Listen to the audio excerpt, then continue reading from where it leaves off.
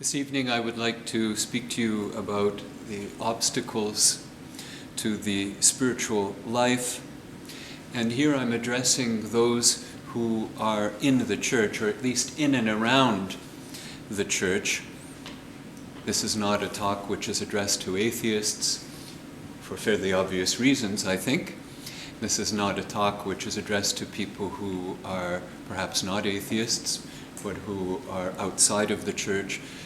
Specifically, I have isolated a number of obstacles to spiritual growth, to the spiritual life. We'll speak about several this evening for those who are attempting to live a spiritual life, who believe in God, who accept the faith of the church, and who are trying to live a life, at least to some extent, in the church.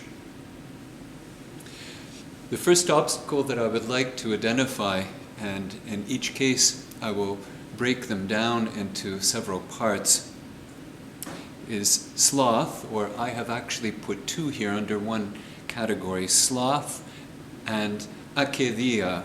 I'm using the word in Greek because there is no English translation. We have not succeeded in coming up with one accurate translation for this word, akedia. Sloth, I think we all understand. Akedia needs to be unpacked, and it can be translated by a number of words in English. Listlessness is one of them. A kind of spiritual boredom, although boredom on its own would not be a good translation. Melancholy.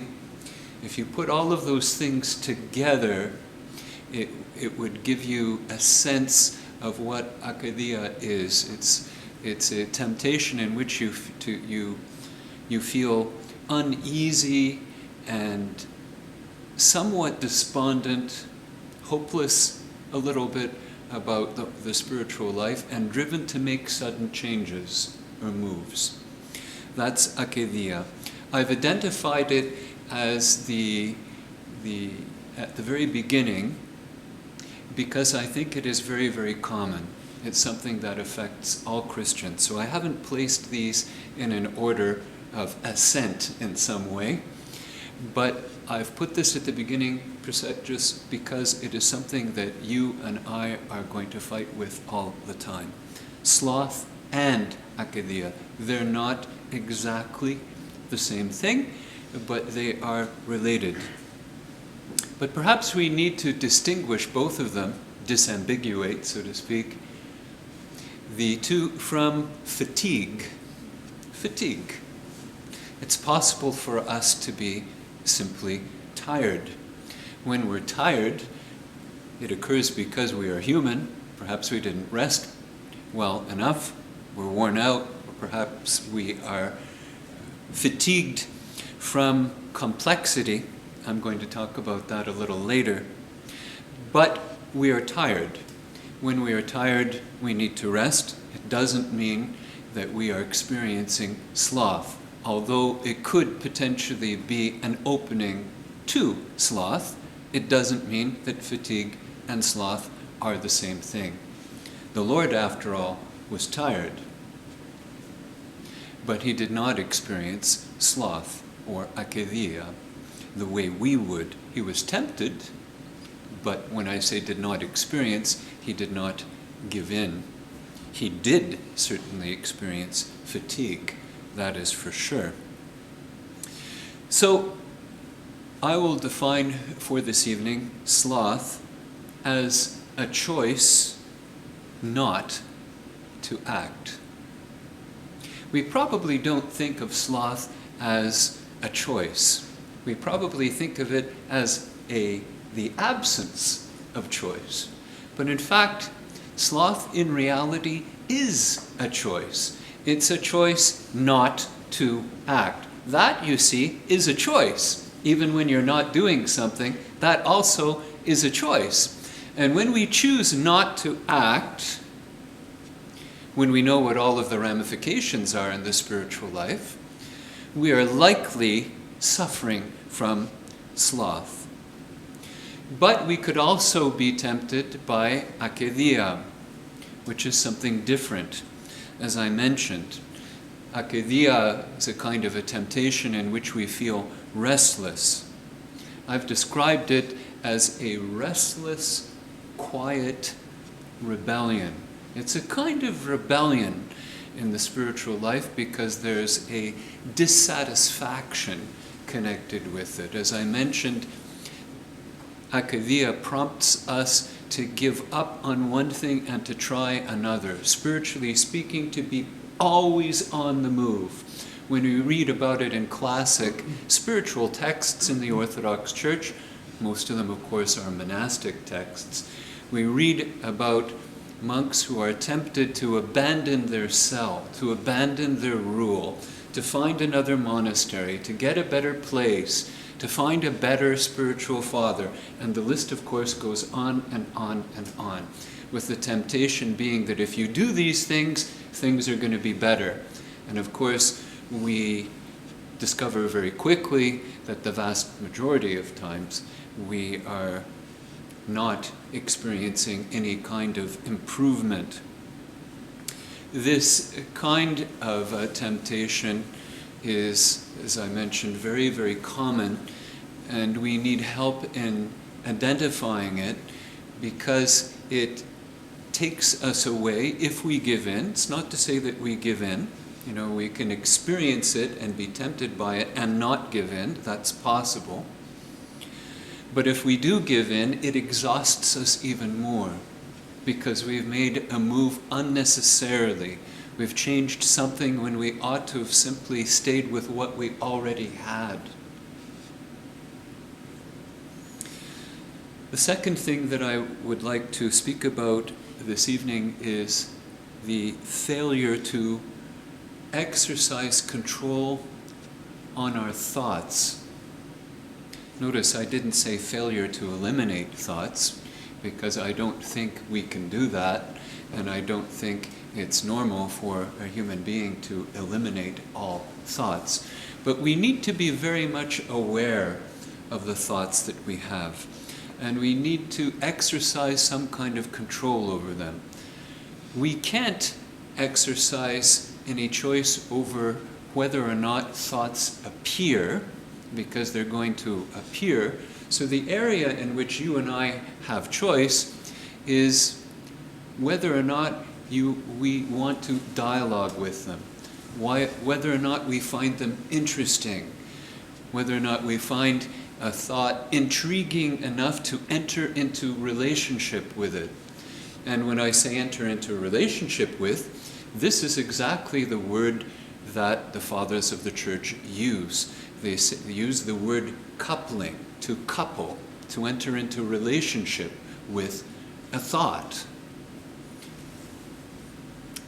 When they're speaking about it, they're speaking specifically about a sinful thought.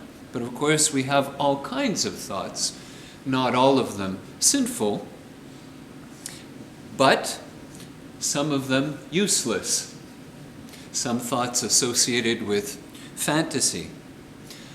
Others are more explicitly sinful. They are judgmental. They are proud or provoke a subtle kind of arrogance. They're violent. They are lustful. And so we understand right away that this is the primary battleground for most Christians. This is where we are waging war, so to speak. It's in the thought world. Sometimes we make deliberate choices to entertain a thought because we want to. We would like to. Sometimes we are addicted. We have a passion and we're addicted to it. We think we're making a choice, but actually we've passed beyond the realm of choice anymore. We're so attached to a particular thought or passion that it is functioning on its own as a kind of addiction. And interestingly enough, the fathers use that word, use a word which in Greek essentially means addiction.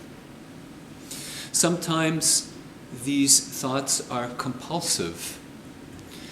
They could be compulsive because some of us are more or less compulsive than others. It's simply a question of establishing a scale, you know. It's not a question of trying to find a person who is very compulsive and people who are not compulsive at all. In some cases, of course, for people it can be a kind of illness which requires treatment, and it does, in fact, have a huge impact on the spiritual life. And so it's very important in that case to seek out treatment for intrusive and compulsive thoughts. So if we were to go back over these different categories of thoughts, we might say that one category represents a choice, another category represents a form of enslavement, that's the addiction, and the compulsive thoughts may or may not be a kind of illness. The critical part is that when we are invaded by thoughts, we are being exhausted by them. It's not to say that we are to stop thinking and that we ought not to be creative and ought not to exercise our creative faculties. Quite on the contrary, we ought to do this. But we certainly need to stop dialoguing with passionate and sinful thoughts, and by passionate I'm not using this strictly in a sexual sense, but in the sense of all of the passions. And certainly we need to know that many thoughts that do not appear sinful nevertheless become distractions to the spiritual life. And in fact, all of these thoughts, when they are uncontrolled, make it virtually impossible to pray, make it enormously difficult to pray. And if it becomes enormously difficult to pray, people are tempted to give up on it. And of course, when we give up on prayer, we cannot have a spiritual life. So at the beginning, this may seem like something desirable, but once we understand the importance of controlling thoughts, the importance of being vigilant with our thoughts, we see that this is absolutely critical.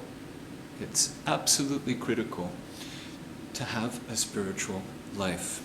And the failure to exercise some kind of control over thoughts is one of the major obstacles to the spiritual life.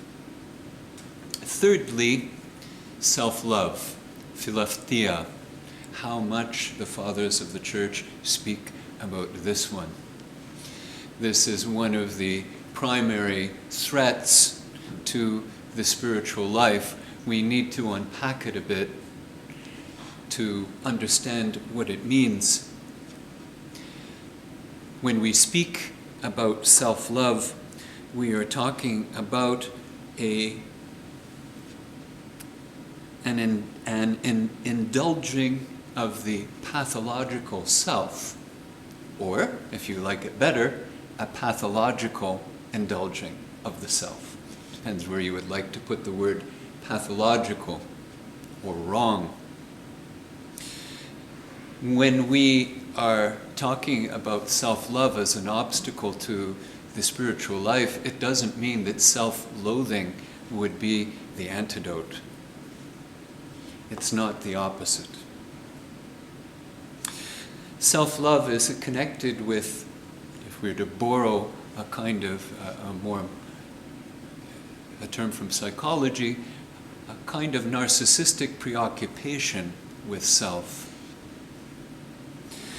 And it's very deadly in the spiritual life because it presents in all kinds of very subtle ways.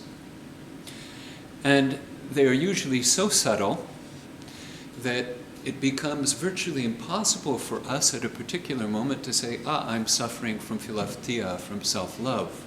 Rather, we see the results. We see the symptoms. It's like an illness, a virus or an illness that is growing within, and one can't identify it until the symptoms begin to appear. And from the symptoms, a practitioner is able to make an accurate diagnosis of the original cause. The same with self-love. The symptoms are manifold, but what we see is that self-love causes us to break our communion with others.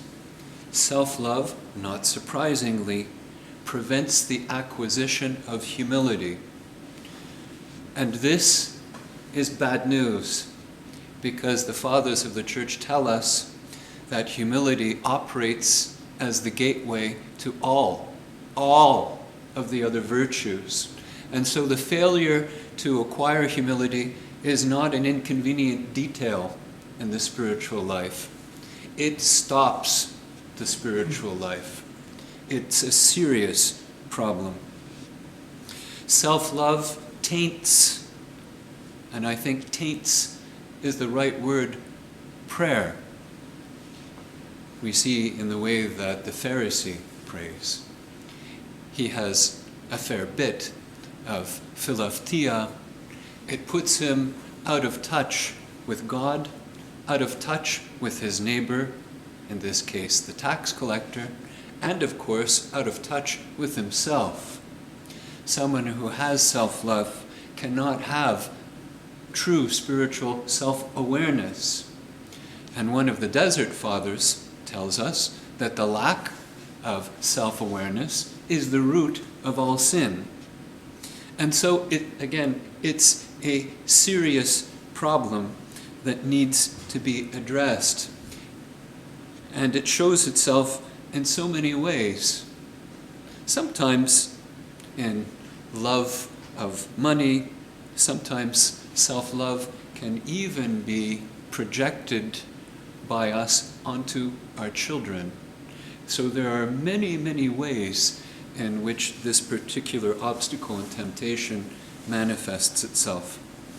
I had mentioned complexity earlier and had promised to return to this particular challenge to the spiritual life. And I think for us living in our own time, in Ottawa, in Canada, in North America, in our culture, in this world, this is a major challenge that we need to face. Our daily lives are enormously complex. In many areas, there's not a lot we can do about it. The level of complexity in most jobs is rising. You and I can't control that.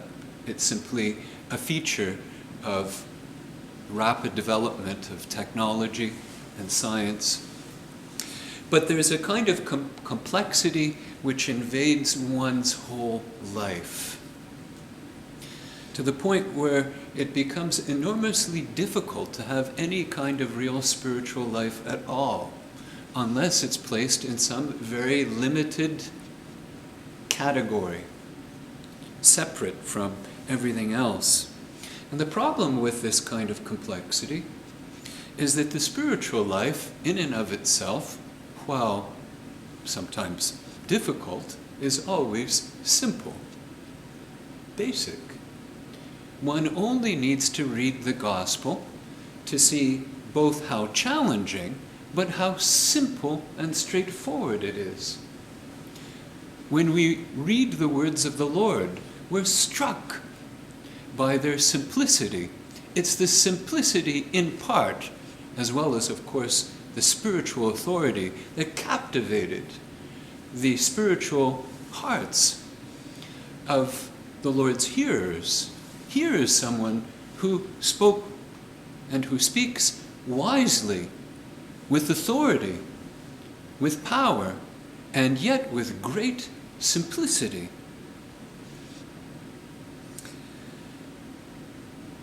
When we are over-programmed in our daily lives, and let's face it, if we don't do anything about it, by default, we will be over-programmed. It won't be that you and I sit down and decide to be over-programmed. We will simply become over-programmed if we don't do something about it. When we're overprogrammed, the mind is flooded with thoughts. Flooded, inundated with thoughts, producing a kind of exhaustion, a physical exhaustion in many people, but also a spiritual exhaustion. And of course, all of this competes with not just time. You and I think it can be reduced to time, as if scheduling were the answer to everything. It competes with availability. It isn't just that I might need to set 15 minutes aside to pray. That is relatively easy, and most of us who've survived complexity have learned the art of scheduling. But that isn't to say that in that 15 minutes that I'm available for prayer. That is a completely different story. And likely if I haven't done something deliberate with the complexity in my life, my level of availability will be extremely low. My level of fatigue will be extremely high. And my level of frustration and hopelessness about the spiritual life will be very much present in everything that I do.